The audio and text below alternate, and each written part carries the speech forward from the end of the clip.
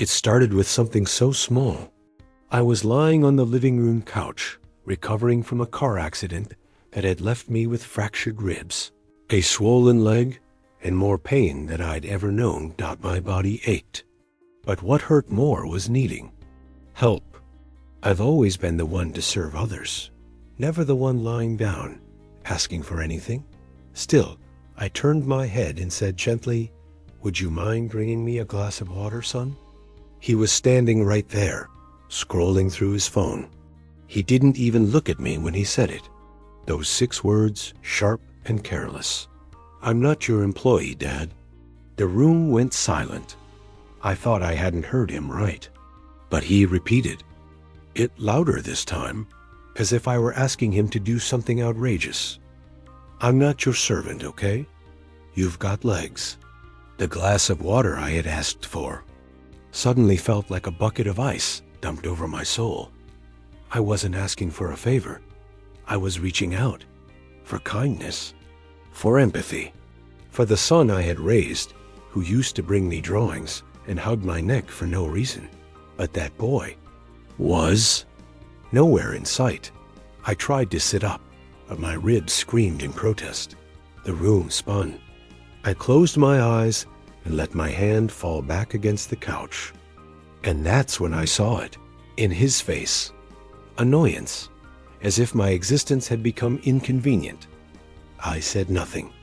The silence between us became heavier than pain. He turned back to his phone.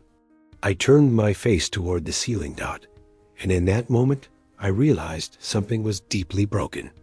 Not just in my body, but in this house. Not long ago, this home was filled with laughter. Now it echoed with tension and quiet cruelty. That night, I didn't sleep. I just stared into the dark, asking myself the question no parent ever wants to ask. When did love turn into obligation? And why does it take getting hurt to finally see the truth? The next morning, the pain in my ribs was worse, but it didn't compare to the ache in my heart. I lay there in silence, listening to my son move through the kitchen. Cabinets opened, dishes clinked. He was making breakfast for himself. No offer, no question, not even a glance my way. I remembered when he was 10. He used to make me toast on Father's Day, burned around the edges, but served with pride. Now, I couldn't even get a glass of water without being humiliated. I shifted on the couch, wincing. Everything hurt. Even breathing felt like an effort. But more than anything, I felt invisible in my own home. I thought about everything I had done for him.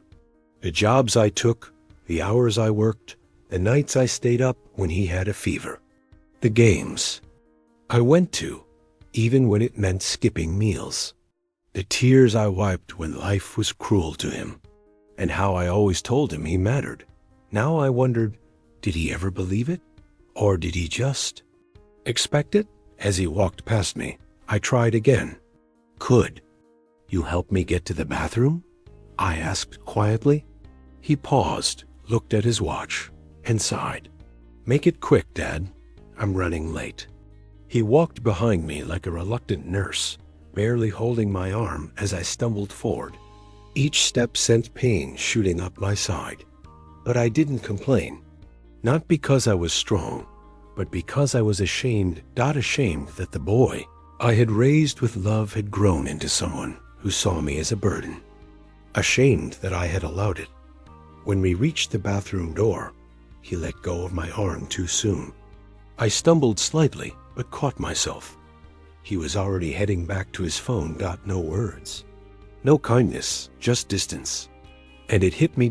This wasn't about a bad day. This wasn't about stress. This was about who he had become, and who I had allowed myself to become around him. A man who gave everything and expected nothing in return. And maybe that had been my mistake. The pain wasn't just in my body.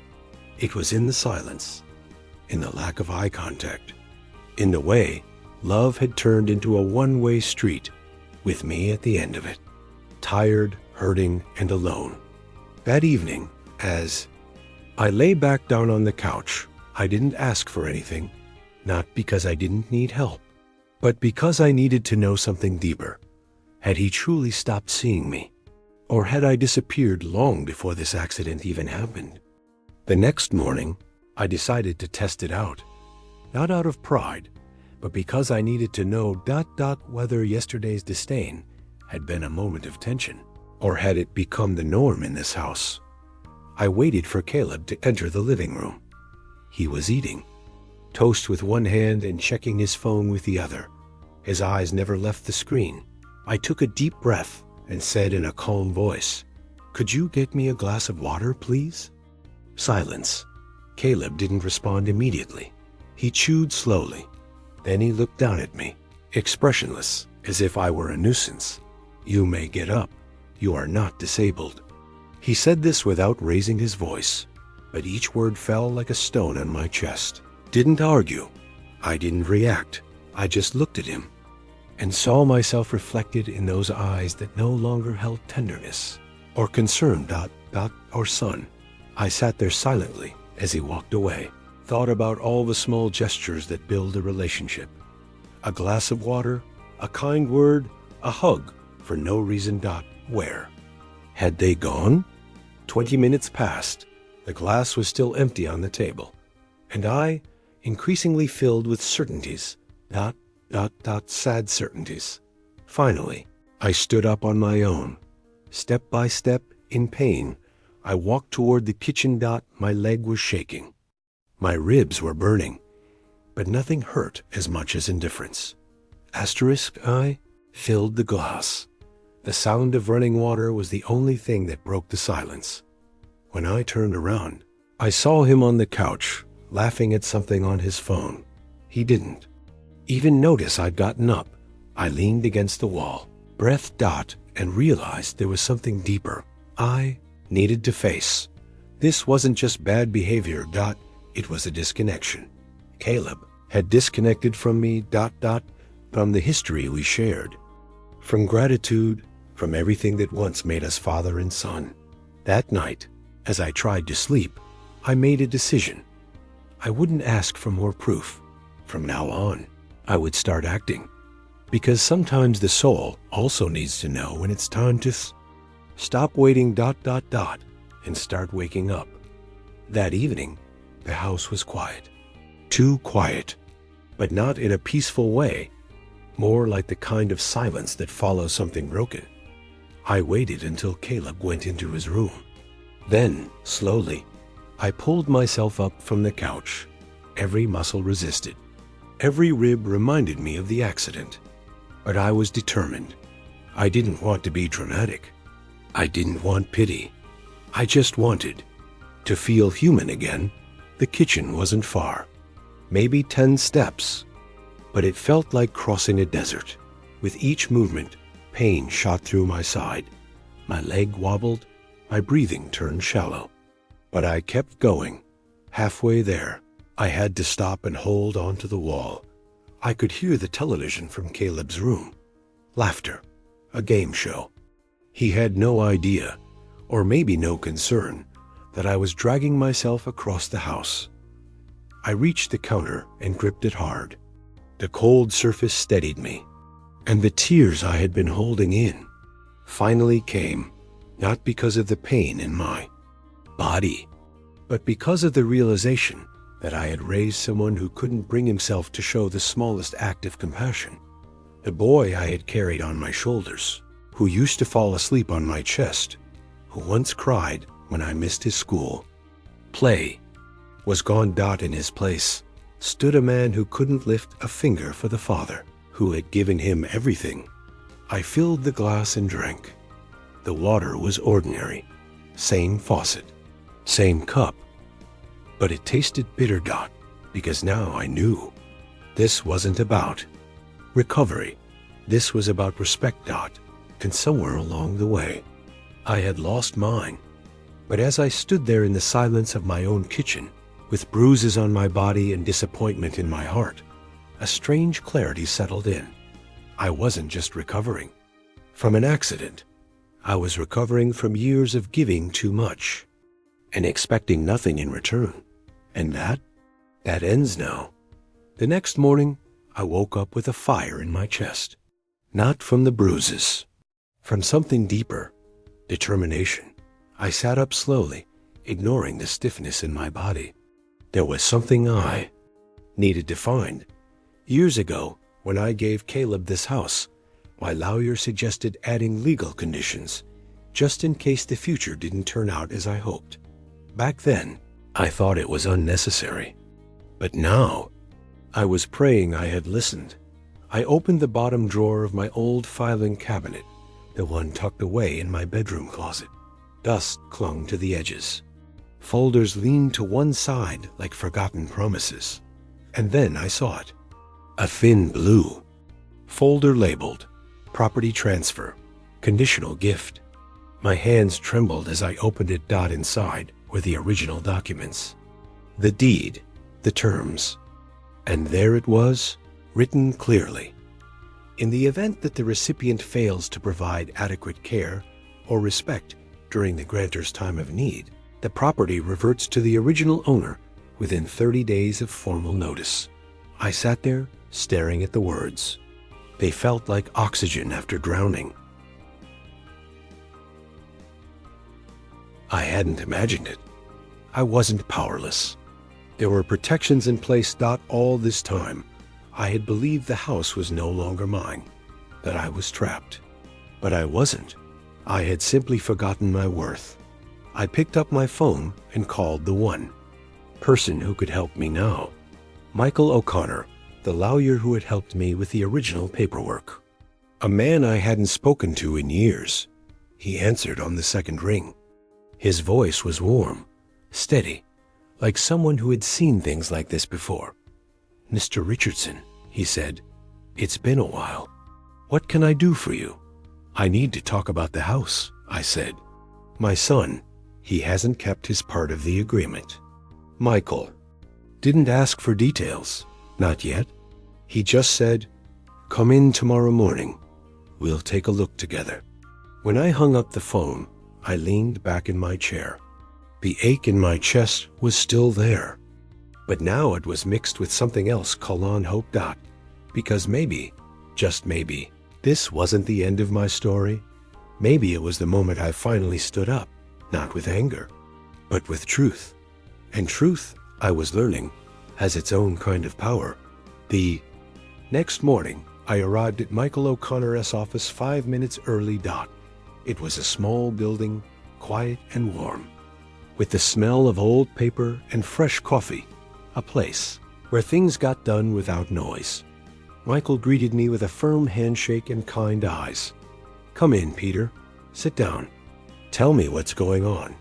I laid out everything. The accident, the recovery, the way Caleb spoke to me, the moments of cold silence, the refusal to help, the disrespect, the humiliation.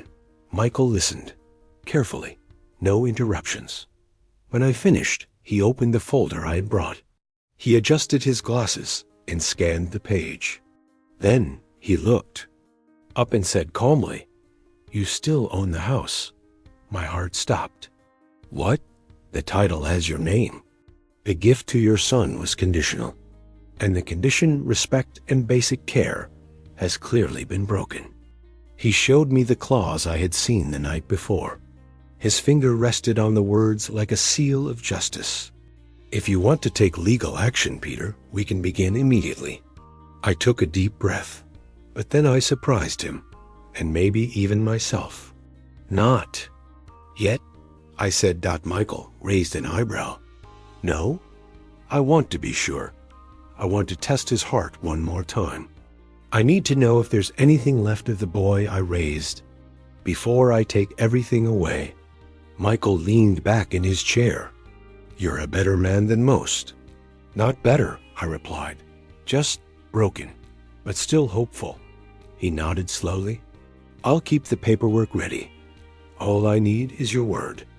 As I left his office, the morning sun felt warmer than usual. Not because the weather had changed, but because I had, for the first time in a long time, I felt grounded. I had options, I had rights, and I had a plan. When I got home, Caleb was on the couch, eating chips and watching television. I walked past him, quietly. That evening, as we both moved through the kitchen, I made the same request as before. Could you bring me a glass of water? He rolled his eyes, laughed, said, "Seriously? Again?" I nodded. "Yes, I'm still recovering." He sighed like I was asking him to carry a mountain. "You walked to the kitchen yesterday. Do it again." I stood still, watching him. Every word, every tone, every sigh. I memorized it all, because this time I wasn't just a father begging for kindness. I was a man building a case, quietly, with dignity. With truth, I poured my own glass of water, sipped slowly, and smiled to myself. Tomorrow, I would call Michael again, and this time, there would be no turning back. Saturday morning came with quiet resolve. I sat at the dining table with a folder in front of me. Inside, the documents Michael had prepared. Everything was ready. Caleb was still asleep. I sipped my coffee slowly, watching the light move across the walls like a countdown. Every sound in the house felt louder. The creak of the floorboards, the hum of the refrigerator, the steady rhythm of my breath. By noon, he walked into the kitchen, yawning, phone in hand, barefoot, like any other day. But this wasn't just another day. "Morning," he said. I nodded. "Caleb, can you sit down for a moment?" He looked confused, but shrugged and dropped into the chair across from me. I slid the envelope across the table. His eyes narrowed. "What's this?" "A legal notice," I said calmly. "You have 72 hours to vacate this house." The words floated in the air between us. At first, silence. Then came the disbelief, the scoff, the dismissive shake of his head. "You're kidding, right?" "No," I said. "I'm not." He picked up the paper and scanned it. I watched his expression shift, from amusement to confusion, then to something colder. "You can't be serious. This is my house. You gave it to me. I gave it to you under conditions. You were to care for me if I ever needed help. You failed to do that. You can't kick me out. This isn't fair." "Fair?" I leaned back in my chair. "What's not fair is asking your father for water after an accident and being treated like trash. What's not fair is being invisible in the home I built with my own hands." His face turned red. "You're overreacting. You've been moody since the accident. You're just emotional." "No, Caleb, I'm clear. And I'm done waiting for the sun. I raised to show up. You have 72 hours. After that, the next steps are legal." He stood up fast, knocking the chair back. "You can't do this to me." "I can, and I am, because you already did it to me. You just didn't notice." He stared at me, speechless. And for the first time in weeks, I felt steady. Not angry, not sad, just steady. Because standing up for yourself isn't about yelling. It's about finally seeing your own value and protecting it. He stormed out of the room, slamming the door behind him. I looked down at my coffee. Still warm, still mine, just like this house. The house was quiet again, but this time, it wasn't peace. It was the silence that follows after a line has been drawn. Caleb avoided me for most of the day. He paced the hall, slammed a few doors. I let him have his space. I needed mine too. That evening, I asked him to sit down at the kitchen table. He hesitated, but something in my voice must have changed. Because he sat, I placed a manila folder in front of him. Worn edges, thick with papers I hadn't looked at in years. "Before you start packing," I said softly, "there's something you need to understand." He stared at the folder, didn't touch it, didn't speak. I opened it myself and pulled out a sheet, an old insurance claim. This house? You know how I was able to afford it? You saved for it, he muttered. That's partially true, asterisk. But most of the down payment came from your mother's life insurance. His eyes lifted, slowly. What? When she passed, the policy paid out. $350,000. She had worked for years to keep that policy active. Even when things were tight, she made sure it was paid.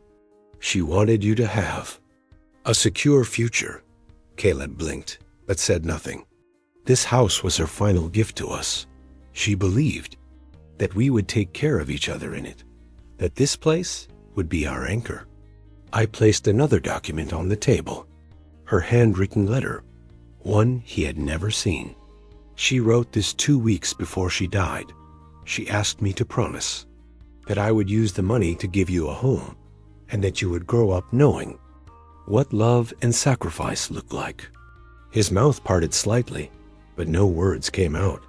You've been living in this house for years, Caleb, without ever knowing what it cost. He finally spoke.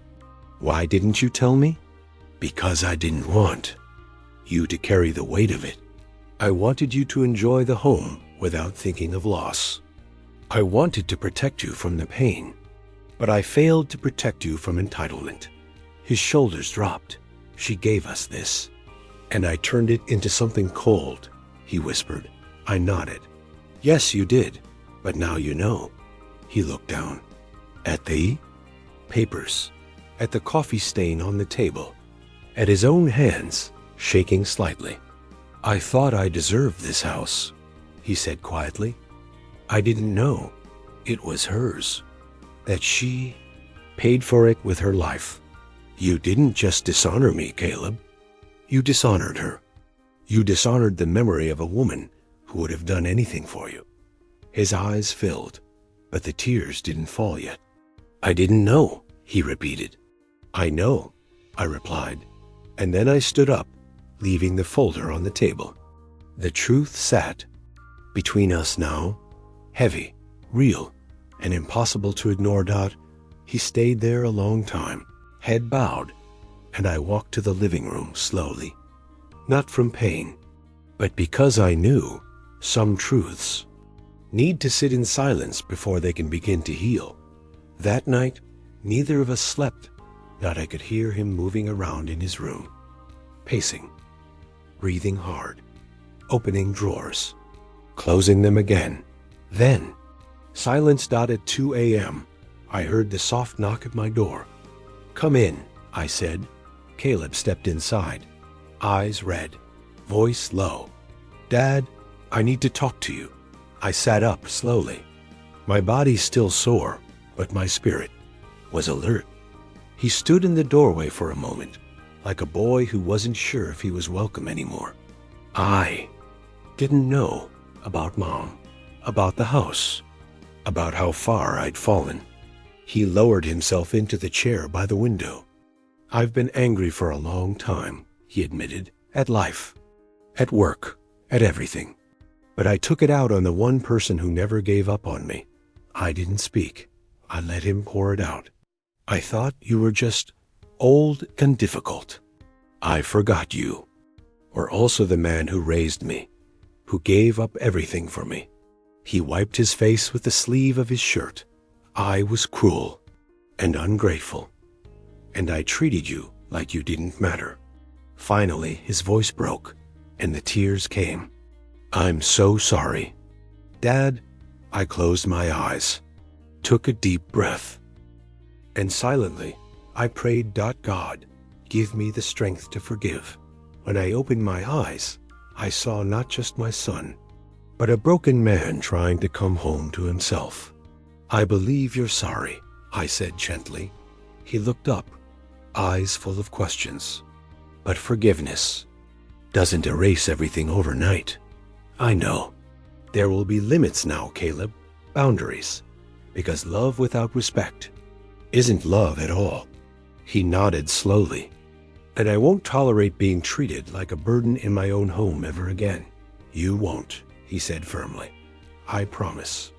I'll earn this back. It's not about earning the house, I replied. It's about restoring who we are. He nodded again, this time with his head lowered in humility. We sat in silence for a long while.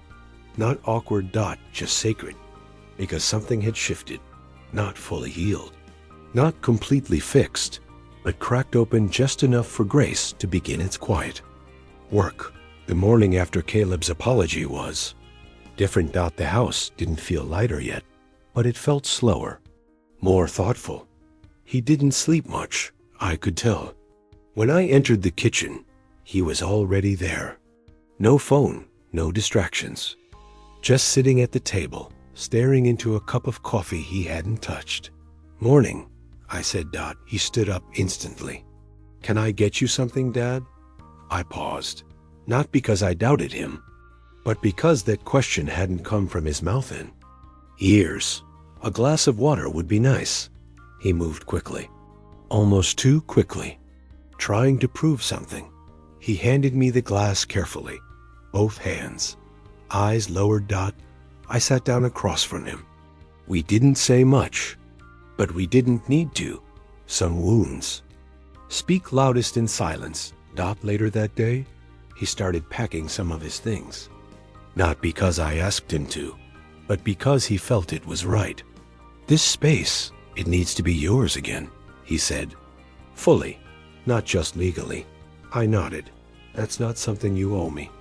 It's something you show, with how you live for now. On that afternoon, I found him sweeping the front porch. No headphones, no complaints. Just small acts of respect. It used to be absent. It wasn't dramatic. No grand gestures. But it was real, and I noticed everything. The way he knocked before entering my room. The way he listened instead of interrupting. The way he said, "Thank you," for dinner, even though it was just leftovers. For the first time in a long time. He was choosing humility over entitlement. That night, we sat in the living room. The television was off. Just quiet, just presence. Do you think she'd be proud of me? He asked suddenly. Took me a moment to answer. I think she'd be proud that you're trying. Because trying, when it comes from the heart, is the first step back to everything. We've lost, he nodded, holding back tears again. I want to make things right. Then start with this. Never treat love like a transaction again. Don't wait for someone to break before you decide to notice their worth. He swallowed hard. I won't. That night, when I went to bed, the pain in my ribs still pulsed. But my chest didn't feel quite so heavy anymore, because Caleb was beginning to change. And this house, for the first time in a long time, was breathing again. Not with perfection, but with the first quiet signs of healing. Sunday morning arrived with soft light pouring through the window. I sat in the armchair, Bible in my lap, my body still tired, but my soul listening. I wasn't reading. I was praying, not for justice, not for power, just for clarity. Clarity to know what to hold on to and what to let go. That's when Caleb entered the room. Hair still messy, eyes softer than I'd seen in years. He didn't speak at first, just stood there like he was waiting for permission to breathe. Sit, I said, closing the Bible gently. He obeyed. Dad, he whispered, can I ask you something? Not as your son, but as a man who has done wrong. I nodded. Will you ever forgive me? I looked at him, really looked. He was no longer the boy who yelled at me, no longer the man who mocked my pain. He was broken now, but finally open. And in that space, God spoke gently to my heart.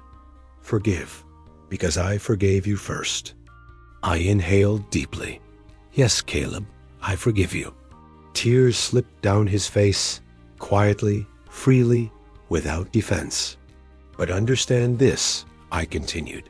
Forgiveness is not permission to return to the way things were. Some doors must stay closed. Some patterns must never return. I know, he said, and I accept that. There will be boundaries now. Respect will no longer be optional in this home. I want that, he said, not because I have to, but because I finally see what I almost lost. We sat in silence for a while, and then he asked, "Why did you forgive me?" I smiled slightly. Because I saw something in you that only God could have restored. You mean, I mean your heart. It's been hardened for a long time. But I believe something cracked open this week. Not because I forced it, but because life did. And God met you there. He nodded slowly, humbled. I was blind. You were, but grace doesn't need you to be perfect.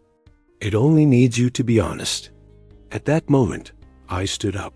He did too, and I hugged him, not like the broken father hugging the cruel son, but like two men surviving something painful and standing in the middle of a miracle. Forgiveness didn't erase the past. It didn't forget the pain, but it planted something stronger than resentment, redemption. Weeks passed. The days weren't magical. No background music, no perfect smiles over breakfast, but they were real. Caleb started working again. He helped with errands. He asked how I was feeling and meant it. He didn't move out, but we redefined the space. We set rules, boundaries, new rhythms. I wasn't his servant, and he wasn't my master. We became two adults learning to live together. Again with honor. One night, we sat on the porch. The air was cool. The stars were out. He turned to me and said, "I still think about that day. The way I spoke to you when you asked for water. It haunts me." "It should," I replied calmly. "But don't let it chain you. Let it shape you." He nodded. Thank God you didn't throw me away." I looked at him, grown now, finally. God didn't throw you away either. He let life break you just enough to rebuild you. Caleb looked down, thoughtful. I used to think love meant comfort, but maybe it means accountability too. I smiled. Exactly. Love without truth is hollow, and truth without grace is cruel. But together, they save lives. He looked at me not with guilt, but with gratitude. I want to be better. Not just for you, but for the kind of man I want to become. And keep walking forward, I said, and never forget the price of being blind to someone else's pain. That night, I wrote something in my journal. Sometimes the people we love most don't learn until the storm hits. And sometimes it takes that storm to bring them home again. Caleb wasn't perfect. Neither was I. But what mattered now was that respect had returned. Boundaries were firm. Faith had led us through. And love? Love no longer begged to be seen. It stood tall, because some people only change when life leaves them no other choice. And when they finally do, that's where the miracle begins. Sometimes love gets tired, not because it stops caring, but because it keeps giving and no one notices. This story wasn't just about a father and son. It was about what happens when love is taken for granted, and when respect disappears inside our own homes. We saw a man who gave everything, his time, his strength, his heart, only to be dismissed like he was furniture in the background. But life has a way of waking people up. And when it hurts enough, sometimes that's when they finally listen. We learn that forgiveness isn't weakness. It's strength guided by wisdom. It sets boundaries. It speaks truth. It doesn't erase the past, but it gives the future a chance. We saw that entitlement can blind us, but repentance? Repentance can rebuild what pride destroyed. And above all, we were reminded that God doesn't give up on people. Even when we fail, even when we fall, He works quietly behind the scenes, using pain to plant transformation. So if you're out there, loving someone who doesn't see you, serving in silence, or waiting for a change that never seems to come, please don't lose yourself. Set limits, speak with grace, and trust that God sees every tear, because sometimes the greatest miracle isn't that they came back. It's that you survived without becoming bitter. And that, my friend, is holy. Thank you for staying with us until the end of this incredible story. If it touched your heart, share it with someone who might need to hear it too. You never know whose life a story like this could heal. Here on our channel, we tell real stories about real people who faced storms and found their way back to hope. So if you haven't yet, hit that subscribe button and turn on the notifications. That way, you'll never miss a story that might just speak to your soul. And if you have a story to share, one filled with pain, redemption, or unexpected grace, reach out to us. Because your journey could be the light someone else is waiting for. Until next time, stay strong, stay kind, and never forget, the heart heals one truth at a time.